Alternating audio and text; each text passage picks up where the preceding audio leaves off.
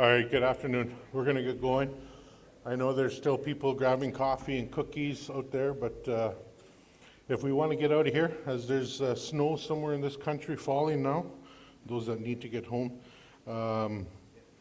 So we'll just, our next success story, they were also a recipient last night for one of our awards.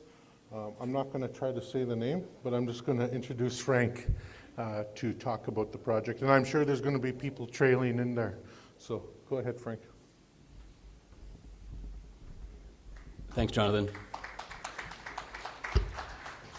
Hello, everybody. Sego, Sewaguego. My name is Asnayandu Frank Horn, and I would just like to say thank you for, number one, to the conference organizers and the selection committee for the honor of the award and the opportunity to share this success story, which in our opinion is something that we're sharing, and we're looking forward to have that chat. My name is, I'm part of what's called a company called Summers & Co. And my part of the team is to engage with Indigenous communities about what can be done off territory. So before we start, I just would like to acknowledge that we're in treaty territory of Fort William First Nation and the signatories of Robinson Superior Treaty. And so I'd just like to say thank you and acknowledge that the land that we're on. And as a visiting Mohawk, I would just like to, wherever I travel in Canada, wherever I travel, I realize that there was people here before, and I realized that it was the Ojibwe people here in this area, so I just like to acknowledge that. In terms of the review committee, I'd like to also say thanks to Tom Kring, who is representing Mohawks of the Bay Quinte.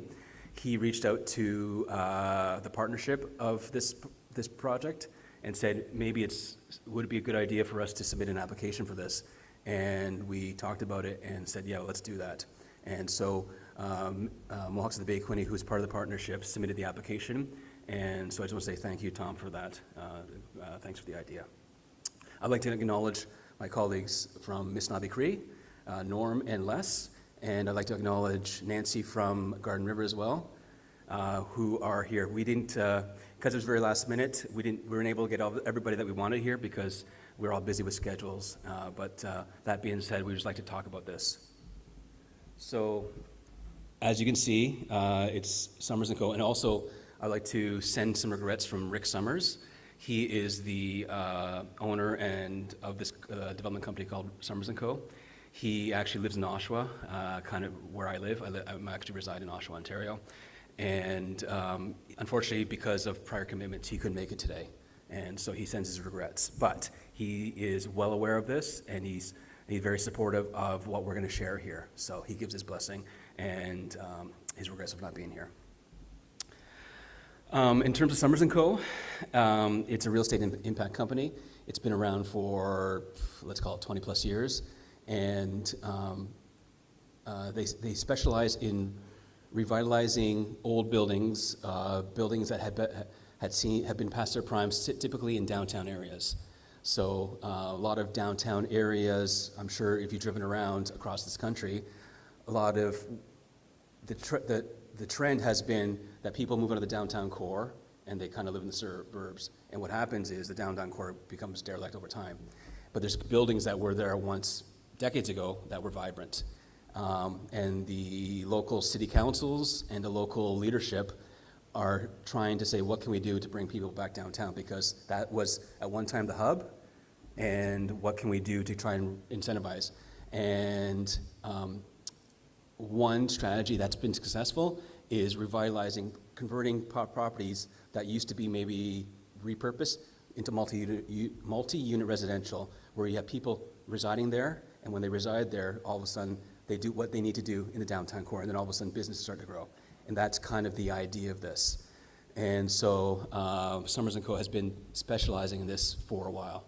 And that's kind of, so the story of this, let me just go to the next page. So what we're going to be talking about is what was mentioned in the award, and it's called Saganauskas Place. And Saganauskas Place, Saganauskas, the word Saganauskas, is the indigenous word. Now, I don't know if it's Ojibwe or Mohawk, I'm not too sure. We kind of did some research, but couldn't figure out the if it's what Indigenous tribe it's from, but we named it Saganaska Place because the river that flows through Belleville, Ontario, which is now called Moira, its original name was Saganaska. And so we thought, as a honor of the name and what was there before, we wanted to name this property, have those roots to it. So that's why we call it. But in terms of its legal title name, it's a partnership between three First Nation communities and Summers & Co. And the partnership that they called, it's been named Belleville Affordable Housing LP. It's a limited partnership. So, and in terms of the makeup of the partnership, it is, as you can see, each member owns 25% of the entity. So this building, which we'll show pictures and describe it, it's a property asset that everybody owns. And we'll talk about the financing and inquire of the property, but in the end, when it's finished renovations, leased up for people to live there, it becomes an income-producing asset on your balance sheet. Basically, it's something that you own, and it's going to, at the end of once you bring your revenue and pay off your expenses, it becomes an income-producing asset that benefits each member of the prop. And that's kind of the idea of this. What the pandemic made pretty apparent during that time was there was a lot of chaos in the marketplace, but the one thing that stayed strong was a multi-unit residential. And everybody, what will never change is everybody needs a place to live. And so a lot of these commercial places that are in downtown cores, and you see it in the major urban centers of Toronto, Vancouver, or also smaller urban centers, is commercial places have been struggling, but what it was strong has been multi-unit residential. And the problem is there's not enough, and therefore there's been upward pressure on rents. So the question is, how can we provide more of those and provide some of those to be affordable for the people that need it? So that's kind of the intent of this. So the mandate or the goal is, in this case, is majority owned, 75%, to provide affordable, safe housing for Indigenous people, in this case, Belleville, Ontario. And what we want to do is provide this in other urban centers so that wherever your community members live off reserve, we have a path here. That's the intent of this.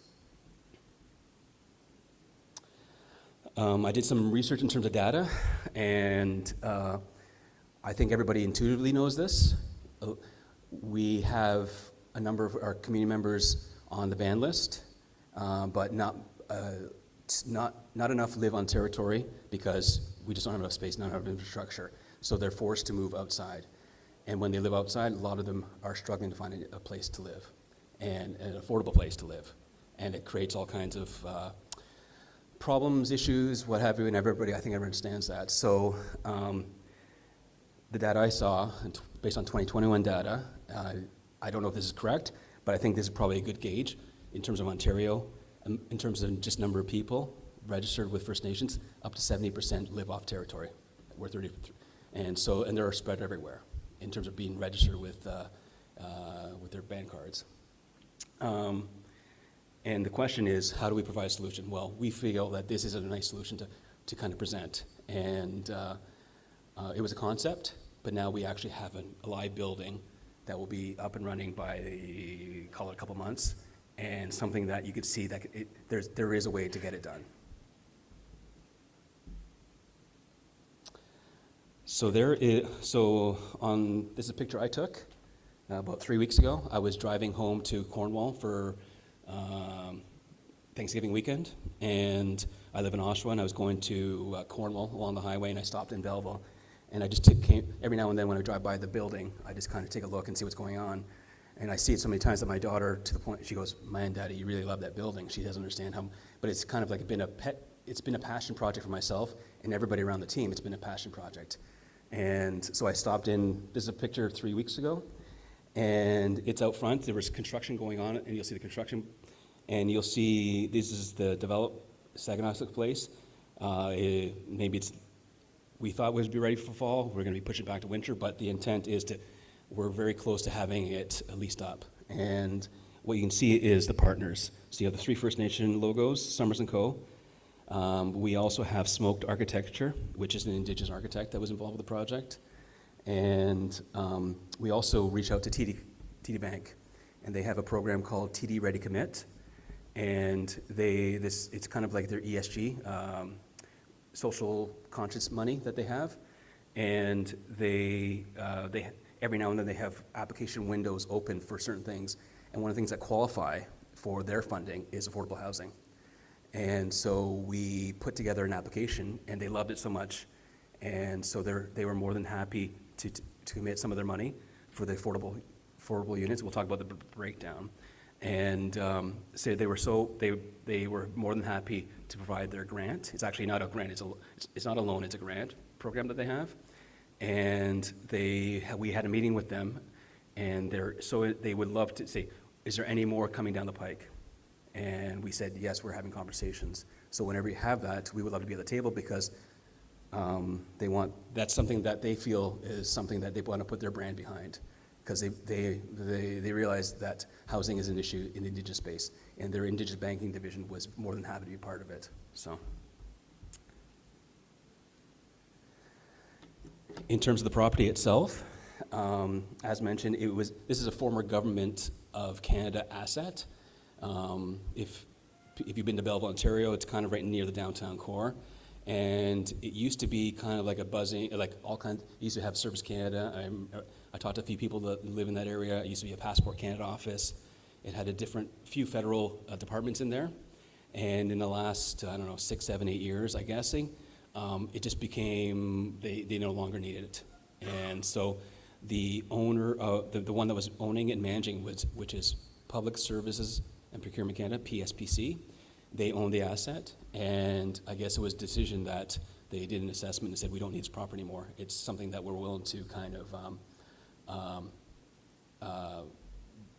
be off their books, so to speak. So the question was, what are they going to do? So around that same time, the Government of Canada, during the housing crisis was happening, and so there was conversations at the federal level, I guess, and what are we going to do?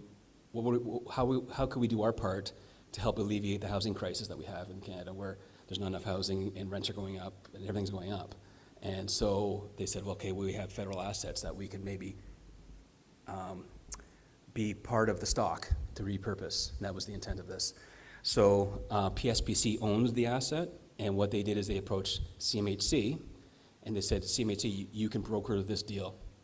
So CMHC, you handle the call to applications, you assess all the applications, you do your scoring, and then once you select one, like a list ranking, then you approach PSPC, we get buy-in, and if we agree, then we agree to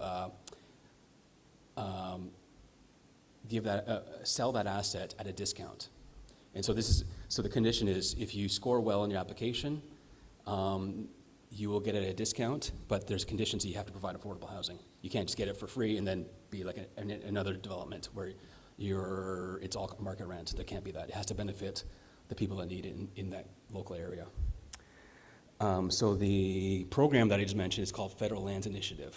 And so the purpose of that is taking federal assets, CMHC holds it, brokers a deal, and through this program under the National Housing Strategy is to allow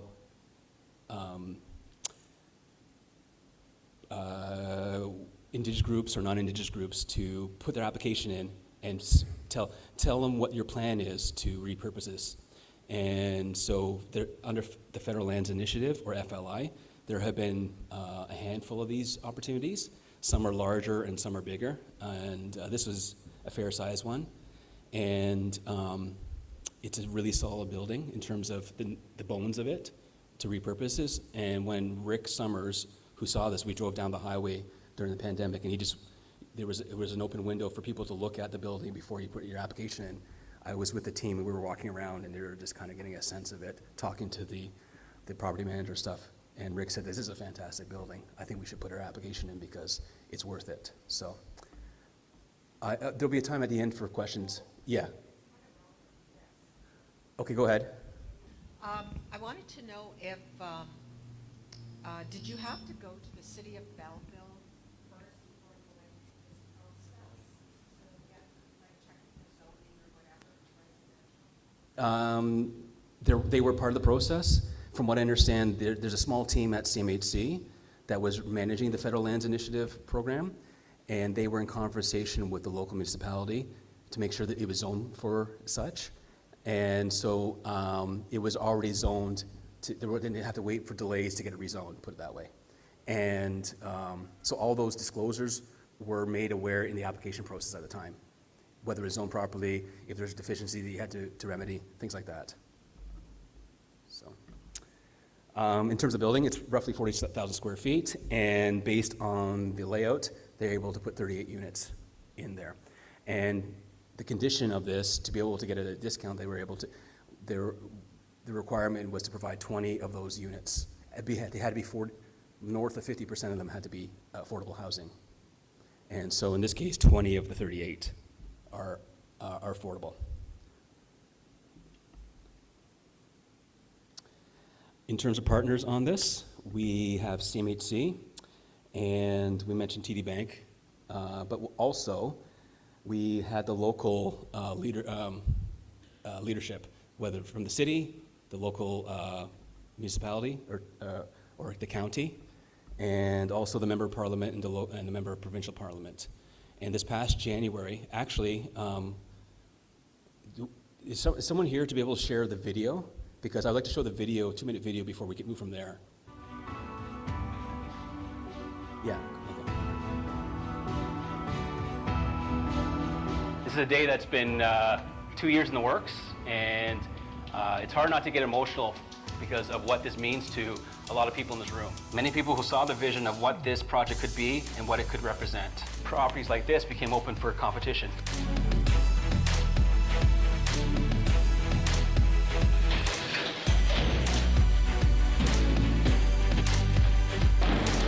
Recycling the building. We definitely check all the boxes for sure, but in the end it's about the end user. Each partner will hold a 25% stake in the partnership. 75% of the partnership is Indigenous owned by First Nations groups. I know how hard it is in our own communities for affordable housing, but to have our people that live off reserve, it's more hard, right? Because they don't have the opportunities to get a decent home to live in, right, for their families. It's such a great social initiative for this community as well as for the city of Belleville.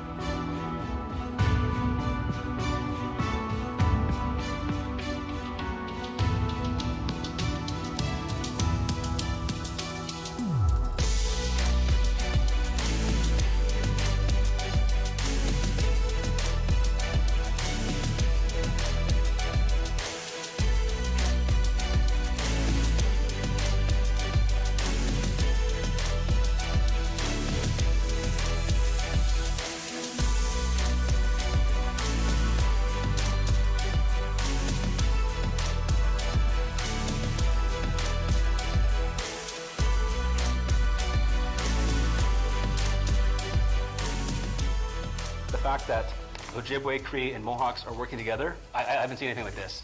It's no longer taking what was done before and how we were maybe had animosity. It's about what we could do now moving forward, and we're better together. That's the vision of this. I think it's a beautiful story to share.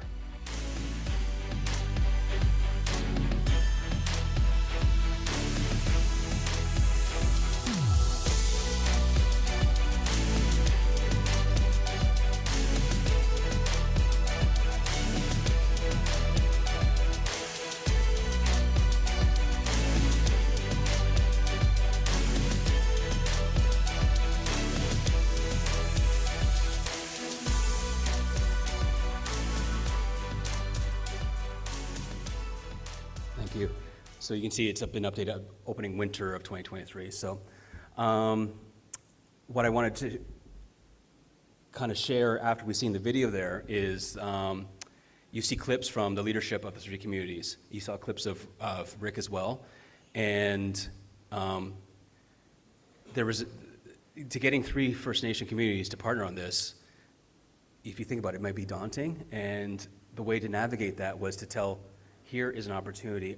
We would love to be part of it. It was an invitation, and ask their questions. And originally it was a conversation with Garden River only, and then they said, you know, it might be a bit too much for us to kind of do this on our own. We may be new in the game of urban development off the reserve.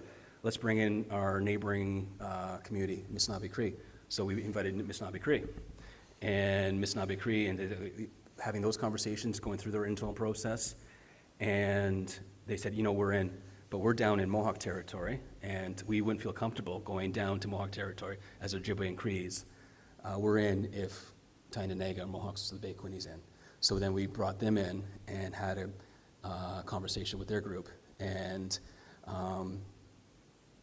once we got their leadership, and I remember having a conversation with their chief Don Miracle, and he asked, what's the Coles note of what's going on? I had that conversation with him, and he goes, well, a lot of my members live in community, but like if it's going to be too much for them to rent, I don't want to be part of it.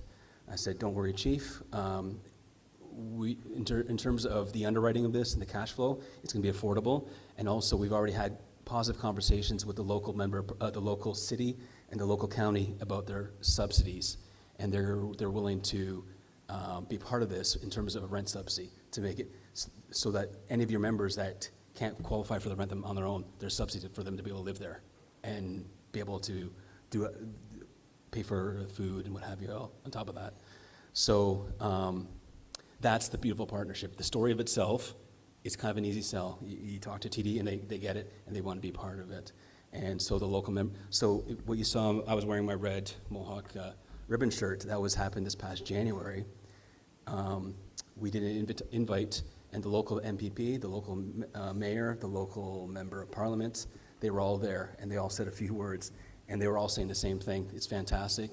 We are supportive of this, and we'll do what we can in terms of what we have at our disposal to help this project be viable. And I guess the question is viability, and Summers & Co. been in this space for a long time, and they have all kinds of opportunities come through desk. And if the numbers don't work, they just say, okay, you know what, we'll pass on this one because we know there's another opportunity coming.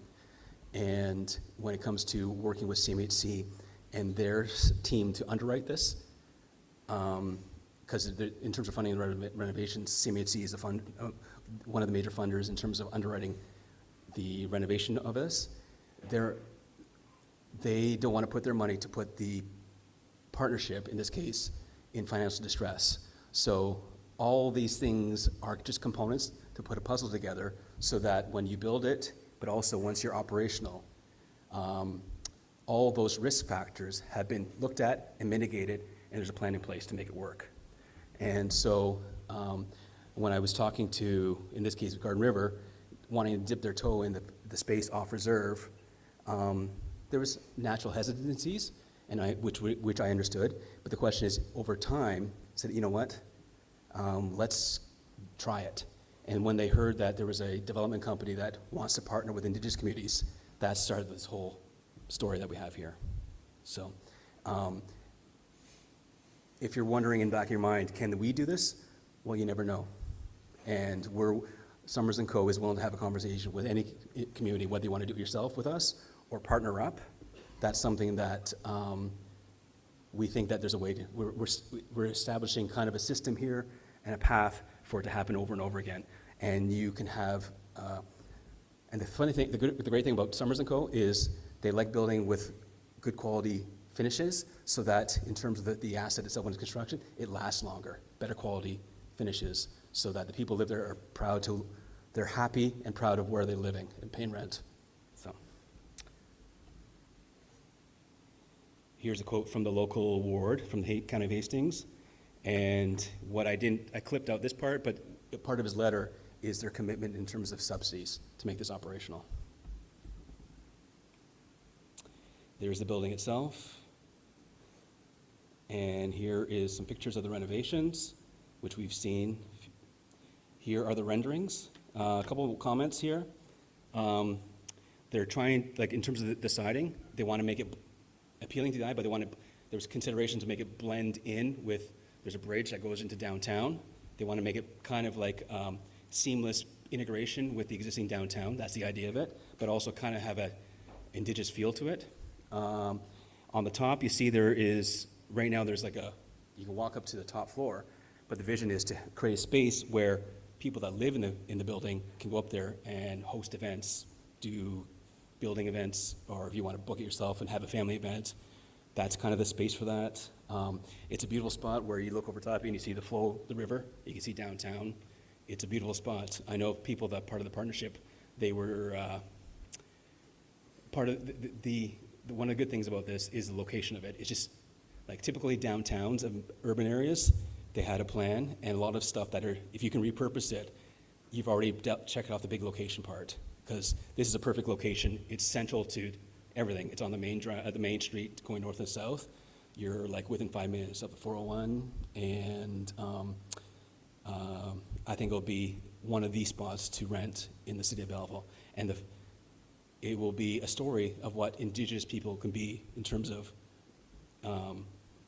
we're part of the fabric of the community, where we own assets in the community. That's the intent of it. So I think that's another selling point for MBQ, the local First Nation in that area, that they're part of it. They've already been integrated with they have already a working relationship with the city, but this is where they're also part of it in terms of providing a safe and affordable place to live. Here's kind of like a snapshot of what we do at Summers & Co. What inspired me to kind of be leave CMHC and be part of the team here is when I first met Rick. Him and I were playing hockey together. I met him in the lobby of a hockey rink, and when he found out that I worked for CMHC in the Indigenous space and that I'm Indigenous, and when I found out he's a real estate developer, but I didn't see him as just a real estate developer. If it was, it would have been just a high-buy kind of thing. But when I found out that he has already done many projects accessing CMHC funding for non-Indigenous projects, working with other partners to provide units for their population, I said, okay, maybe there's a there for me to kind of partner with him. And when he shared his story about how he had a soft spot for Indigenous people, because a number of years ago he went to a First Nation in Ontario and fell in love with the people, but he saw the situation and he goes, what can I do? How can I help? And when he, later on in his career, he realized what he can do is his specialty, and what his expertise is acquiring, repurposing residential. That's what he does. And if I can do that to help Indigenous communities, I would love it. And I would love to have Frank, are you interested to be part of the team? And so anyway, I eventually jumped ship. That's the backstory.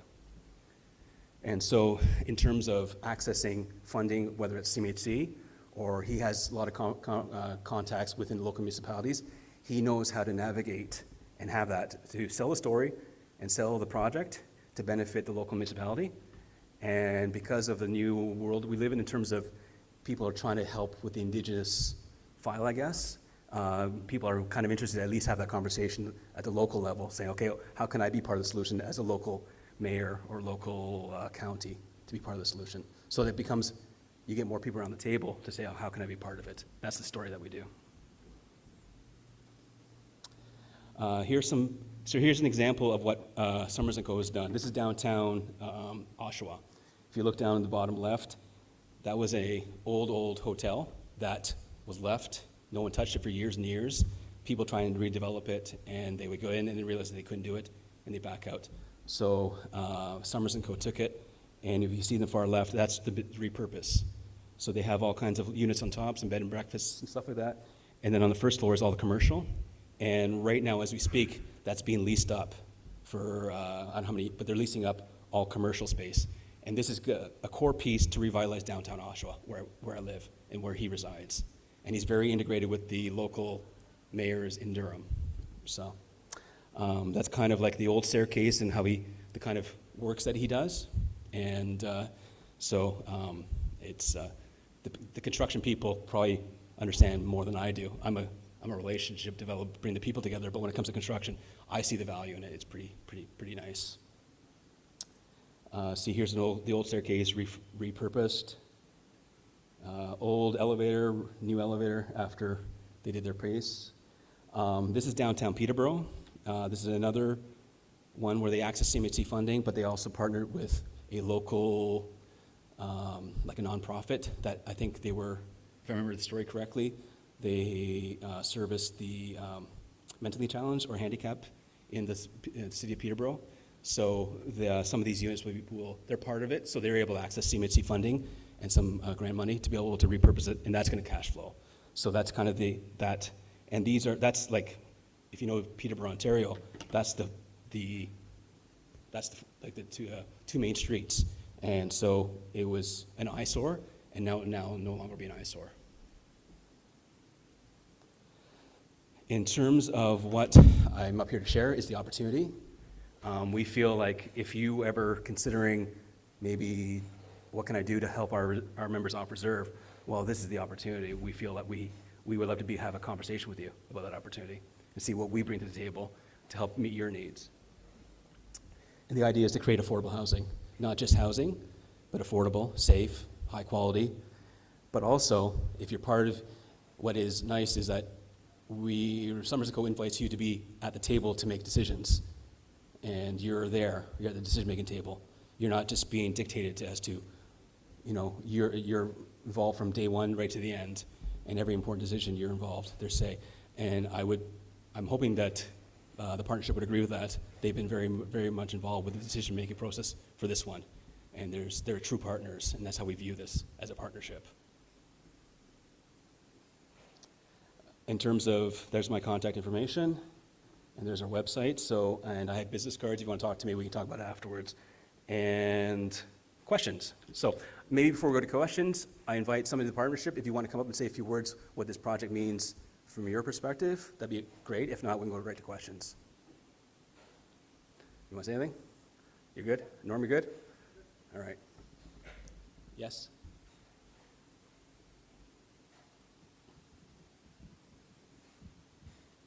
Thank you very much for the accomplished work up to date. And anyways, my name's Tristan. I'm a research student here at Lakehead University. I'm from Sturgeon Lake Cree Nation. So I have kind of two short questions. First of all is being a 25% owned private, or is it a non-for-profit Summer & Co? Oh, Summers & Co. itself is a development corporation. Okay. But the Affordable Housing LP is a non-profit where its head office is on reserve. Okay, yeah. Nice. So I'm assuming it's just rental properties for for Indigenous peoples living off reserve, correct? In terms of who will be living there? Yes. Yeah, so we're not at that stage yet, but the intent is to house as many Indigenous people as possible. That's the intent. Yeah. Specifically on the affordable housing side of it. Yeah, it gets really challenging, especially being in very populated areas and rent being pretty expensive. So the second question that I have is how much implementation are you guys having for elderly? Because I know off reserve or on reserve, especially in remote regions, the elders it's challenging to live on reserve, especially in the remote regions where health is very non-accessible. So living off reserve in these areas, do you guys have a certain percentage of elders? Every one of those units are accessible. Okay. And all 38 are. Do you guys allocate a certain percentage for elders living on those? We haven't got to that point yet, but the intent is to provide the units to meet the needs of the community. Okay. And if they happen to be elderly, we'll have that conversation, yes. Sounds good. Yeah. Thank you very much. And in terms of the local need of the Aboriginal community, before I left CMHC, we had access to core housing need data, and core housing need measures is your rent too much expensive, is your unit in disrepair, is it overcrowded, and that they use those stats from Stats Canada to crunch out a number. And when it comes to the Indigenous population versus the non-Indigenous population, everywhere across the board, including Belleville, the Indigenous population is in higher need. Based on 2016 data, it was 9% of Indigenous population core housing need versus I think 2 or 3%. But that's in Southern Ontario, that's pretty much the standard number. It gets worse as you go in farther north. Like in here in Thunder Bay, it was even higher than that in terms of core housing need. So the aim of this is and those stats was part of our application to CMHC to secure this property, because we knew our numbers, and the plan was to be Indigenous owned, but also we know what the numbers say in terms of the need, and that's kind of one of the things that got us successful in our application. Just wondering who provides the property management for this project? We haven't decided that yet, but we are in conversations. One of the ones that we're having conversations with is an Indigenous group. They, with the Métis Nation of Ontario, they have a property management service.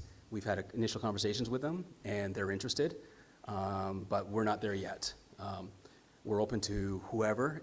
Like, we're trying to make this as inclusive as possible, and if we include our Métis brothers and sisters, why not? But we haven't finalized that yet.